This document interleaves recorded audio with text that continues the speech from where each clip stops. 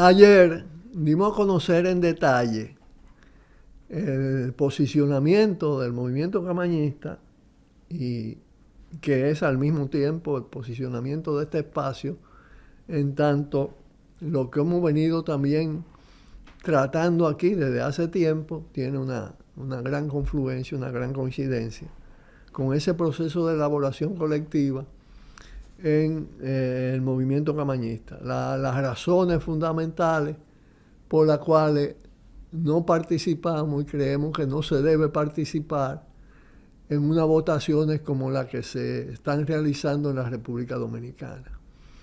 En ese caso se fijaron las posiciones frente a las elecciones municipales y ahora frente a la congresual. Hay una continuidad respecto a las congresuales y las presidenciales. Que ahí hay un arrastre porque están juntas las elecciones. En el caso de las municipales hubo un arrastre no porque estén juntas, están separadas por poco espacio, pero además los candidatos a presidente la asumieron como si fuera la propia y los partidos actuaron de esa manera.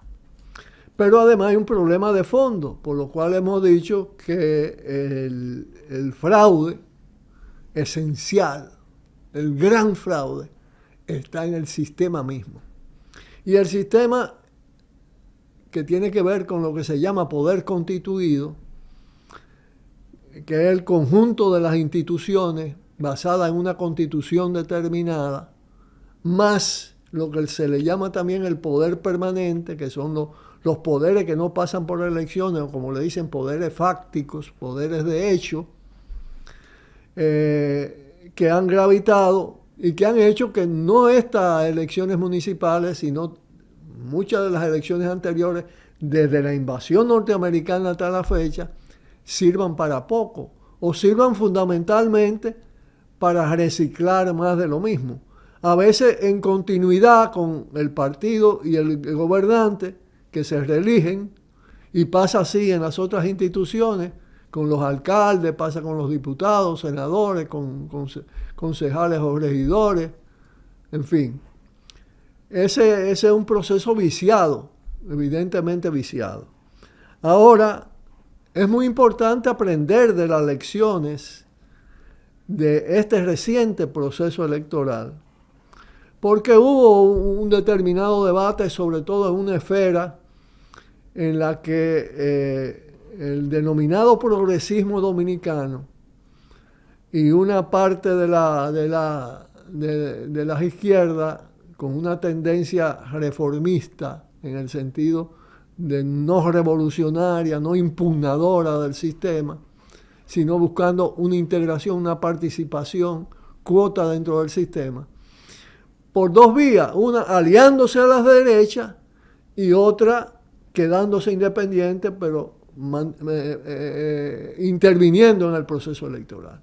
Nosotros le decíamos sistemáticamente que eso era una gran trampa, porque sabíamos perfectamente que el fraude está en el sistema y además estaba comprobado en sucesivos procesos electorales. Al sistema institucional se le suma concretamente, derivado de él, de la Constitución y de las leyes orgánicas, el sistema electoral actual en relación con el sistema de partidos.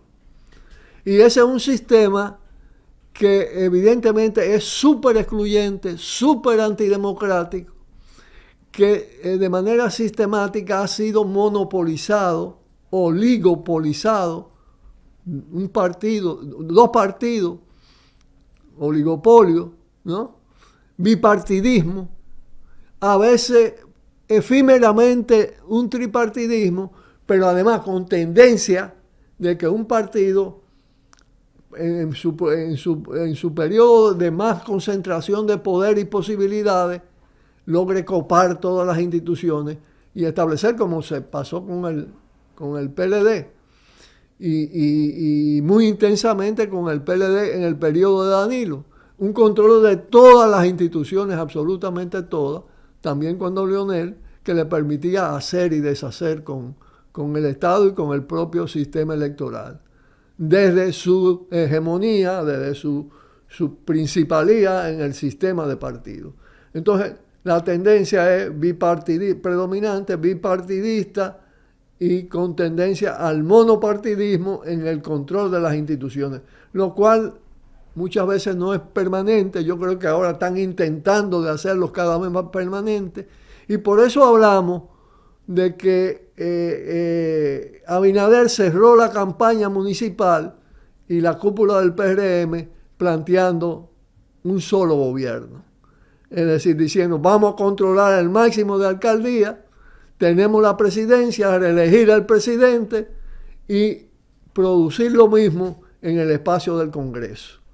Tienen más condiciones ahora para hacer eso en mayo, es decir, lo del Congreso y lo de la reelección, que las que tuvieron antes de estas elecciones. En ese sentido hay un proceso de decadencia de los partidos que pueden hacer las veces del segundo o del tercero, y ni hablar en el curso de los otros. Por eso le decíamos, eso es una trampa. Si se van aliados, pierden su identidad y quedan cada vez más entrampados. Es lo que ha pasado. Se convierten en satélites. Algunos, peor que satélites, sanguijuelas, para buscar cuotas, para vivir de eso, para hacer negocio. Todos esos partidos emergentes, sobre todo de derecha y ultraderecha, pues se han convertido en eso. Y en alguna medida una parte de los que provinieron de las izquierdas y del progresismo se han convertido en eso. Pero le decíamos más, los que se queden aparte porque tienen un nivel ético más fuerte, ético-moral, no quieren aliarse a esos partidos corruptos, lo van a reducir a la mínima expresión.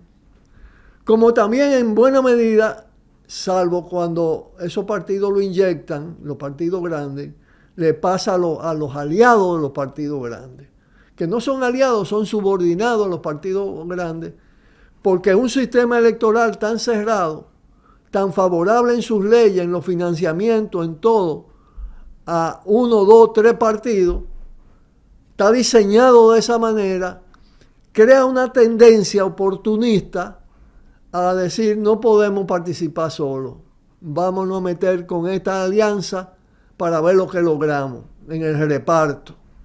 Algunos partidos hegemónicos, los que tienen más control, más fuerza, como lo ha sido el PRD en un momento determinado, el PRD, Peña Gómez, implantó una política en cierta medida generosa, abierta, generosa en términos de darle cuotas importantes, más allá de lo que representaban en términos de fuerza de esos partidos. Y parece que Abinader ha aplicado esto, ¿no? O parece no, es evidente que lo ha aplicado. En el caso de los llamados partidos de oposición, que no es oposición nada, es una falsa oposición, porque en fin de cuentas se parecen en lo mismo y en lo peor, esos partidos se aliaron entre ellos y el abanico no fue tan diverso, fue mucho más compacto y entraron en proceso de decadencia. ¿Qué ha pasado entonces con esos partidos pequeños? El cuadro es desastroso para ellos, porque la alianza, la APD del amigo Mapuy sacó un 0.4% en las votaciones alcalde. Opción Democrática de Minú, un 0.3%. El Frente Amplio, que tiene hasta un diputado porque pactó con el PRD en las elecciones anteriores, tiene un 0.2%. El Partido Socialista Cristiano, que es el del Cobrador, un 0.1%. El MPT, y este es un caso muy lamentable porque fueron de los que mantuvieron la actitud de no alianza con las derechas y siempre la ha mantenido y ha cumplido con eso. Y una organización que desde una posición antineoliberal, antiimperialista, pues ha tenido influencia importante en importantes movimientos sociales. Sacó el 0.1%, el PT. Y la Fuerza Nacional Progresista, que se ufana es la cabeza del neofascismo, aunque el neofascismo está regado en los partidos grandes, es el 0.1%. Entonces, los vaticinios, lamentablemente, decimos nosotros, para ellos, nuestros, se cumplieron en la realidad. Eso debe dar lugar a un proceso de reflexión, no de las derechas que ya están corrompidas y todo eso, de todo aquel que tenga un nivel de dignidad, una actitud favorable a los cambios, debe hacer una reflexión profunda, porque aquí la salida del cambio en el presente, de un cambio de profundidad, de una transformación de profundidad, está en una vía diferente, que es la vía de las calles y la vía del proceso constituyente. Con esto nos despedimos por hoy y le damos un fuerte, fuerte abrazo hasta el día de mañana. Buenas tardes. Por el multimedio, Tiro al Blanco, bajo la coordinación y participación de Narciso Isa Conde. La verdad sin dobleces, para hacer realidad los ideales del Coronel Camaño y el inmenso Che Guevara. Cuidado, Tiro al Blanco.